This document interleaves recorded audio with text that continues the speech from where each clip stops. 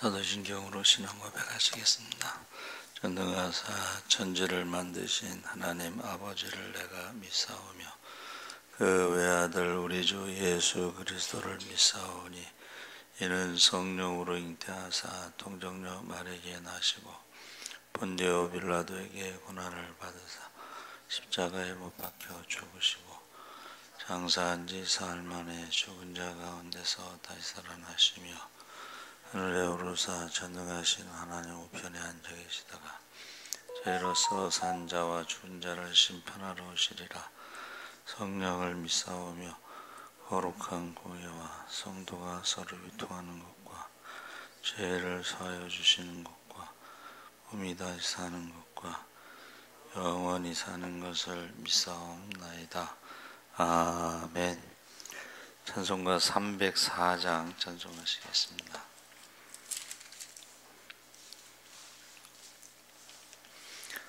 찬송가 304장 찬송하시겠습니다. 그 크신 하나님의 사랑 말로 다 형용 못하네. 저 높고 높은 별을 넘어 이 낮고 낮은 땅 위에 죄범한 영혼 구하려 그 아들 보내사 화목제물 삼으시고 죄 용서하셨네. 하나님 크신 사랑은 측량다 못하네. 영원히 변치 않는 사랑 성도여 찬양하세. 괴로운 시절 지나가고 땅 위에 영화세할 때 주 믿지 않던 영혼들은 큰 소리 외쳐 울어도 주 믿는 성도들에게 큰 사랑 베푸사 우리의 죄 사했으니 그 은혜 잊을까. 하나님 크신 사랑은 측량다 못하네. 영원히 변치 않는 사랑 성도여 찬양하세. 하늘을 두루마리 삼고 바다를 먹물 삼아도 하나님의 사랑 다 괴로워할 수 없겠네. 하나님의 크신 사랑 그 어찌 다 쓸까. 저 하늘 높이 쌓아도 채우지 못하리. 하나님 크신 사랑은 측량다 못하네. 영원히 변치 않는 사랑 성도여 찬양하세. 아멘. 하나님 말씀은 요한복음 13장 1절에서 11절까지 교독하겠습니다. 169쪽에 있습니다.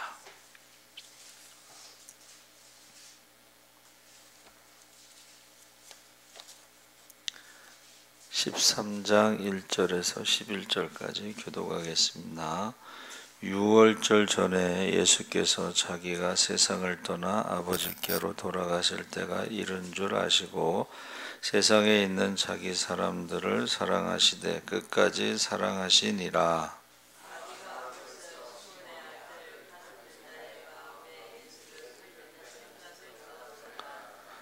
저녁 먹는 중 예수는 아버지께서 모든 것을 자기 손에 맡기신 것과 또 자기가 하나님께로부터 오셨다가 하나님께로 돌아가실 것을 아시고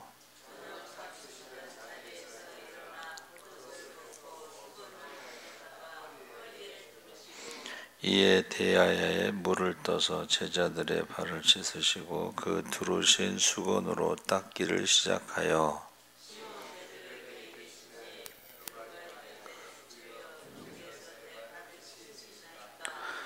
예수께서 대답하여 이르시되 내가 하는 것을 내가 지금은 알지 못하나 이후에는 알리라.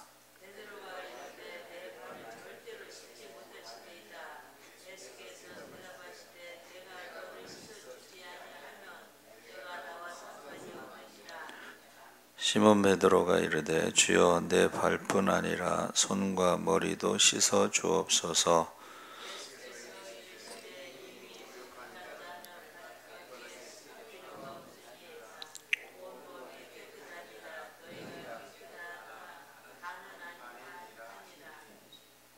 함께 읽겠습니다. 이는 자기를 팔 자가 누구인지 아심이라. 그러므로 다는 깨끗하지 아니하다 하시니라. 아멘. 할렐루야. 네, 잘 오셨습니다. 오늘 말씀의 제목이 끝까지 사랑.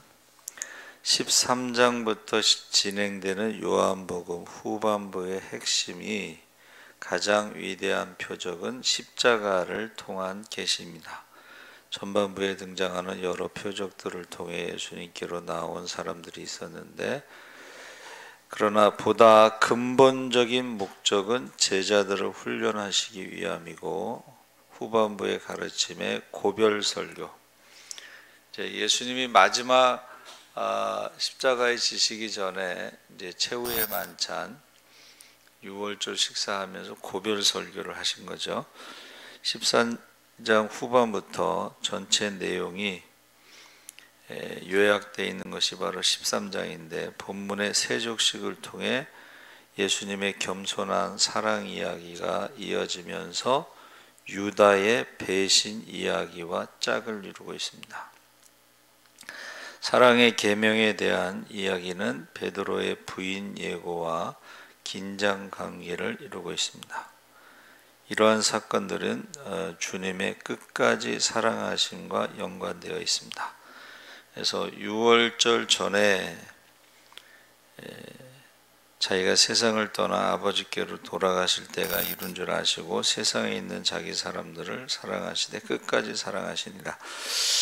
영원한 사랑, 인간의 사랑은 영원한 사랑은 없습니다. 그렇죠? 그래서 사랑으로 시작하고 결혼을 하는데 누가 그렇게 말했어요. 결혼은 인생의 무덤이다. 적과의 동침이다. 그래서 가장 힘든 게 시집살이라고 하잖아요. 그렇죠? 시집살이라고 하는데 시어머니 시집살이보다 시아버지 시집살이가 더 힘들다고 그래요. 그리고 시아버지 시집살이보다 자식들의 시집살이가 더 힘들대. 그래서 절대 같이 안 산다는 말이 왜 그럴까 했는데 힘들대요. 자식들이 잔소리하는 게 그렇게 힘들다고 그래요. 그래서 예수님이 끝까지 사랑하셨다는 것은 우리의 그 사랑하고는 좀 다르죠. 그래서 예수님이 자신을 배신할 가룟 유다가 포함되어 있음에도 잠시 후면 제자들이 자신을 버리고 도망할 것을 아셨음에도 사랑해 주셨고 그들을 믿어 주셨는데 예수님께서 우리 역시 우리에 대해서도 예수님 잘 아신다는 거예요. 그래서 어제 어떻게 하영조 목사님 설교를 잠깐 들었는데, 여러분, 우리가 부족한 것, 우리의 믿음 없음을 주께서 아시니까는 그냥 믿음의 양만큼 자기 수준에 맞게끔 그냥 신앙생활 하시면 됩니다. 완벽하게 신앙생활 하려고 하지 말고 그냥 믿음이 작으면 작은 대로 크면 큰 대로 그냥 신앙생활 하시면 되고, 실수하면 실수하는 대로, 부족하면 부족한 대로 신앙생활 하시면 되지, 완벽한 사람 없습니다.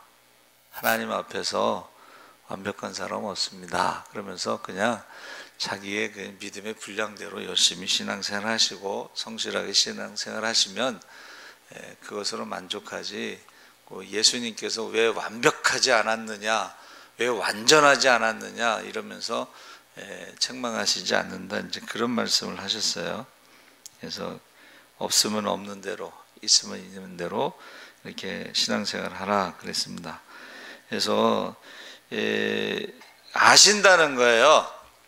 예수님께서 조금 있으면 가룟 유다가 나를 팔 거고 배신할 거고, 조금 있으면 베드로가 나를 부인할 것이고, 조금 있으면 다른 제자들은 다 도망갈 것이고, 아심에도 불구하고 끝까지 사랑하셨다. 2절에 마귀가 벌써 시몬의 아들 가룟 유다의 마음에 예수를 팔려는 생각을 넣었더라. 마귀가 생각 속에서 역사하는데, 이것을 루터가 설명한 것 중에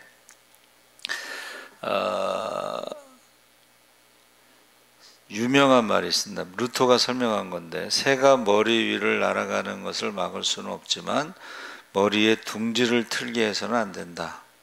탐심과 욕망이 생각을 사로잡을 때 사탄은 우리를 이용하는데, 그 생각을 이기지 못한다면 우리가 행동으로 인해 순간 사탄의 도구로 쓰임받을 수 있다. 그러니까 루터가 설명한 거예요. 이게 새가 우리 머리 위로 지나가는 걸 막을 수는 없죠. 우리 주변에 사탄이 있는 것을 막을 수가 없어요. 그렇죠? 우리 주변에 마귀가 여러분, 항상 마귀는 가장 가까운 사람을 통해서 역사합니다. 가장 가까운 사람을 통해서 역사해. 상처 주고, 말 한마디라도 상처 주는 말을 해. 가장 가까운 사람이 하지 멀리 있는 사람이 하지 않습니다. 그렇죠? 그런데 그 머리로 지나가는 것 막을 수는 없지만 우리 머리 위에 둥지를 틀지 못하도록 그것은 우리가 해야 된다는 거예요. 그렇죠? 그러니까 우리 귀에는 들릴 수 있어요. 그렇죠? 그런데 우리 그 마음이, 사탄의 마음이 우리 안에 들어와서 자리를 잡고 집을 짓지 못하도록 해야 된다. 그래서 그 전에 귀신이 들렸을 때의 사람들이요, 집을 짓고 있다 이런 표현을 썼어요. 그러면 집을 짓는 게 하루 이틀에 짓는 게 아니잖아요. 벌써 가룟 유다가 예수를 팔려는 마음이 딱 들어왔다는 것은 그 전부터 집을 짓고 있었다는 거예요. 마귀의 집을 짓고 있었다는 거예요. 그래서 아주 결정적인 순간이 뭐예요? 옥합을 깨트린 여인이 300데나리온을 팔아서 가난한 사람에게 주면 얼마나 좋았겠느냐. 틀린 말은 아닌데 그 다음에 뭐라 그랬어요? 요한복음에 저는 도적이라 이렇게 돼 있거든. 그러니까 말로는 그것을 팔아서 가난한 사람들에게 주면 좋지 않겠느냐고 여자를 책망했지만, 그 다음에 기록된 말씀은 저는 도적이기 때문에 그렇게 말을 했다는 거예요. 그러니까 이미 사탄이 어떻게 해요? 욕심이라고 하는 집을 지어놓고 있다가 결정적인 순간에 예수님을 팔면 은삼집에 팔 수 있는 그것을 딱 집어넣었다는 거예요. 그래서 저 여러분이 그때에 제자들 마음속에 뭐가 있었어요? 누가 크냐고 서로 싸우고 있었잖아요. 거기에 대해서 예수님께서 마지막 답을 주신 거예요. 본을 보이신 거예요. 그래서 3절 5절에 저녁 먹는 중에 예수는 아버지께서 모든 것을 자기 손에 맡기신 것과, 자, 수건으로 닦기를 시작했다 해서 누가 크냐는 것에 대한 예수님의 마지막 답, 본을 보여주신 게 바로 세족식이죠. 이 보통은 종이 발을 씻죠. 이방인 노예나 또는 여자들이 아내 또는 자녀 중에서 발을 씻는데, 남자가 발을 씻는 경우는 없어요. 남자가 발을 씻지 않습니다. 종이나 여자나 아이들이 발을 씻는데, 특히 선생님이 제자들의 발을 씻는 경우는 없는데, 예수님께서 누가 크냐라는 그 싸움 속에서 마지막 본을 보여주신 게 세족식입니다. 그래서 한동안 그 세족식이 유행을 해가지고 수련회 같은 데 가면은 이제 담임 목사님이 장로님들 발을 씻기기도 하고 뭐 그런 일이 있었어요. 그래서 저는 이제 전도사 때에 여름 성경학교 하면 아이들의 세족식을 이제 하는데, 기도회 마지막 이제 성경학교 끝나고 이제 회개 기도하는 시간에 선생님이 아이를 딱 좀 기도를 좀 하고 있는 아이들을 한 명 데려다가 선생님이 발을 씻기면서 영접 기도를 시켜요. 그리고 집어넣고 이제 한 명씩 발을 씻겨요. 1대1로 구원 상담하고 영접 기도를 시켜요. 그럼 애들이요 엄청나게 울어요. 회개 기도를 해요. 그래서 유치부 아이들도 막 회개하고 눈물 흘리면서 기도하고. 그래서 제가 한번 궁금해서 물어봤어요. 유치부 아이에게 왜 울었니? 왜 기도할 때 울었니? 그랬더니 엄마 지갑에서 돈 훔쳐간 거 회개하느라고. 아이들도 회개한다니까. 그때 세족식 때 그 분위기가 있어요. 제가 이제 그 전도사 때는 저희 동대문 시장에 가면은 무드램프라고 해서 식용유를 하얀 투명 유리잔, 저기 와인잔, 거기다가 그 꽃잎을 띄워서 거기다가 불을 켜요. 근데 그거를 십자가 형태로 딱 만들어서 켜놔.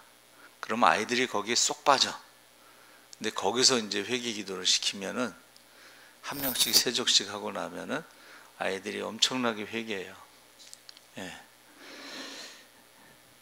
자, 6절 9절에 시몬 베드로가 이제 발을 씻길 차례가 되니까는 다른 제자들은 아무 말도 안 했는데 베드로가 주여 주께서 내 발을 씻으시나이까? 예수께서 대답하여 이르시되 내가 하는 것을 내가 지금 알지 못하나 이후에는 알리라.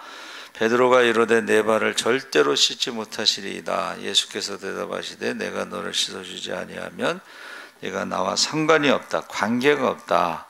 그랬더니 시몬 베드로가 이르되 주여 내 발뿐 아니라 손과 머리도 씻어주옵소서. 이 관계, 이 믿음은 주님과 우리와의 관계예요. 하나님과 우리와의 관계예요. 그것이 누가복음 15장에 나온 탕자의 비유입니다. 자, 탕자가 돌아올 때 아버지가 뭐라 그랬어요? 죽었던 아들이 살아서 돌아왔다. 이게 관계고, 형은 뭐라 그랬어요? 아버지의 재산을 창기와 함께 탕진하고 돌아온 동생을 위해서 잔치를 벌인다는 게 이해를 못한 거예요. 지금 혼내야 되는데, 벌을 줘야 되는데, 때려야 되는데 이게 무슨 잔치냐. 그래서 우리가 신앙생활할 때 아버지와 같이 관계를 가지고, 이것이 복음이고, 회개하면 용서하고 아들의 위치를 회복시켜주고, 옷을 입혔다는 것은 아들의 권세, 상속권을 회복시켜 준 거예요. 금가락지를 끼고. 이거는, 그런데 그게 복음이고, 형처럼 동생이 행동한 것, 무엇을 했느냐, 이놈이 어떤 짓을 했느냐, 이게 율법입니다. 근데 율법으로는 하나님 앞에 살아남을 자가 없다 그랬어요. 율법으로는. 그래서 비슷한 예화를 하나 더 드셨죠. 예. 오늘 가서 밭에 가서 일해라 그랬더니 어떻게 했어요? 네 대답하고 안 갔잖아. 근데 한 명은 어떻게 해요? 아니요 하고 회개하고 갔잖아요. 예? 그러니까 우리가 형도 아버지의 말에 순종하지 않은 그런 율법으로 범죄를 한, 죄를 지은, 그러니까 저와 여러분이 다 똑같이 하나님 앞에는 의인은 없나니 하나도 없다. 모든 사람이 죄를 범하였음에 하나님의 영광에 이르지 못했다. 그 생각을 해야 되는데 동생이 행한 것만 지적하고 판단하고 정죄하고 비판하고,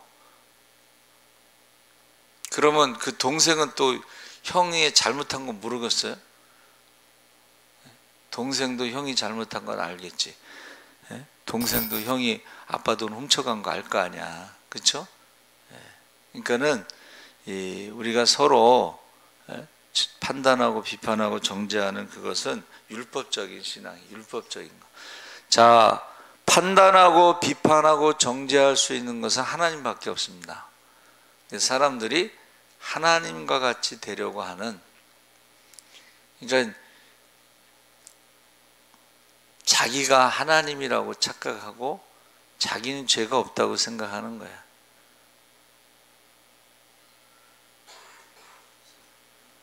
그래서 저와 여러분이 이 베드로가, 다른 제자들은 가만히 있었는데 왜 베드로는 그랬을까? 이제 저도 궁금한데, 베드로가 그래도 예수님에 대해서 다른 제자들하고 좀 다르게 생각했다, 이런 생각을 갖습니다. 그러면서 12절 20절에 섬김에 대해서 너희가 나를 선생이라 또는 주라 하니 너희 말이 옳도다. 내가 그러하다. 내가 주와 또는 선생이 되어 너희 발을 씻었으니 너희도 서로 발을 씻어주는 것이 옳으니라. 그래서 마지막 수업이다. 저는 이제 이 말씀을, 본문을 가지고 마지막 수업이다. 그 마지막 수업이 바로 섬김에 대해서 가르쳐 주고 본을 보여주신 거죠. 가르쳐 주시고, 그래서 15절 17절에 내가 너에게 행한 것 같이 너희도 행하게 하려 본을 보였노라. 이 본, 모델. 우리 부모님들이요, 자녀들 이제 결혼하라고 그러잖아요. 그러면서 맨날 싸워봐. 전에 어떤 청년이요, 그 중앙대 약대 다니는 청년이 쫓아다녔어요. 근데 왜 결혼 안 하냐 그랬더니 엄마 아빠가 맨날 싸운대. 결혼하고 싶지 않대. 여러분, 맨날 자식들 앞에서, 자녀들 앞에서 맨날 싸우면서 자녀들에게 결혼하라고 그러는 것은 모순인. 결혼해서 저렇게 맨날 싸우면서 왜 결혼하라고 할까? 근데 이게 남의 얘기라고 생각하지 말고 나는 안 그러느냐. 여러분, 우리 자녀들도 결혼 안 한다고 그러면은 한번 돌아봐야 돼. 이게 남의 얘기가 아니고 내가 혹시라도 애들 앞에서 싸우는지, 아니면은 남편 욕을 하고 있는지, 아내 욕을 하고 있는지. 그래서 저와 여러분이 본을 보여야 되는 거죠. 본을. 그렇죠? 행복하게 사는 모습을 보이면 자녀들은 부모의 뒷모습을 보고 자란다는 거예요. 앞에서 이렇게 잔소리하는 것을 듣는 게 아니고 뒷모습을 보면서 자란다. 그리고 어떻게 해요? 욕하면서 배운다 그러잖아요. 욕하면서. 아버지가 술만 먹으면 엄마를 때린다. 그러면 아버지를 욕하잖아요. 근데 그 아들도 결혼하면 또 부인을 때린다는 거예요. 보고 배운 게 그거니까. 그래서 자녀들이 결혼을 안 한다 그러면 회개해야 된다고 저는 생각을 합니다. 자, 그래서 예수님께서 본을 보였어요. 자, 본을 보였는데 이제 세족식의 본을 보이고, 또 하나는 십자가에 죽기까지 순종하신 것을 본을 보이신 거야. 그러니까 너희도 날마다 자기를 부인하고 십자가를 지고 주님을 따르라 했을 때 그 십자가 지고 순교의 삶을 사는 거야. 근데 제자들은 주님을 닮아가지 않고 하나는 오른쪽에 하나는 왼쪽에 세상을 닮아갔다는 거예요. 세상을. 그래서 성령이 임하시면 성령 받기 전의 모습과 성령 받은 후의 모습이 달라진다. 그래서 끝까지 사랑한다. 그래서 저는 이제 굉장히 은혜 받은 그 본이 있어요. 서서평 선교사님. 엘리자베스 셰핑 선교사님이라고 하는데 그분이 32세에 독일계 미국인 간호사로 한국에 온 서서평 선교사님은 검정 고무신을 신고 한복을 입고 된장찌개를 먹으며 한국인으로 한국인의 친구로 살았는데 일제강점기에 의료 혜택을 받지 못했던 전라도 궁핍한 지역의 미혼모, 고아, 한센인, 나병환자, 노숙인, 가난한 사람들을 보살폈는데 그가 입양해서 키운 고아가 14명, 오갈 데 없는 과부를 가족처럼 품어 집에서 같이 지낸 사람이 38명. 선교사 하루 식비가 나와요. 식비가 지금 요즘 같으면 10,000원이다 그러면 자기가 1,000원짜리 밥을 먹고 나머지 9,000원은 다른 사람들을 먹인 거예요. 그래서요, 그가 54세에 죽을 때 영양실조로 죽었어요.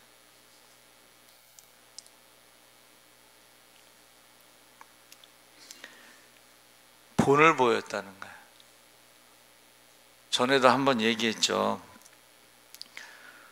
어느 선교사님이 이제 어느 후임으로 갔는데 그 선교사님이 설교 중에 예수님에 대한 설교를 했는데 그 사람들이요, 아 우리가 예수님을 만났다고. 그 얼마나 놀랬겠어요, 그렇죠? 그래서 아니 어떻게 예수님 만나냐니까는 전에 있던 선교사님이 예수님과 똑같다고, 예수님과 같은 삶을 살았다는 거예요. 그러니까는 그 사람들은 아, 그 사람이 예수님이라고 믿었다는 거예요. 예수님을 닮았다는 거예요. 이 서서평 선교사님이 1912년에 이제 32세 나이로 오셨는데 그가 돌아가셨을 때요, 남루한 방에 낡은 옷가지 몇 개, 반쪽된 담요, 담요도 반으로 잘라서 누구를 주고 반만 남았어. 그리고 동전 7개, 강냉이 2홉, 그리고 그의 좌우명이 적힌 메모지 1장. 거기에 이렇게 되어 있습니다. 성공이 아니라 섬김이다. 지금 우리 한국 기독교가 성공을 주장하잖아요. 교회 성장학, 번영신학, 축복. 근데 그분은 성공이 아니라 섬김이다 해서 예수님의 모습으로 사시다가 54세에 영양실조로 돌아가셨어요.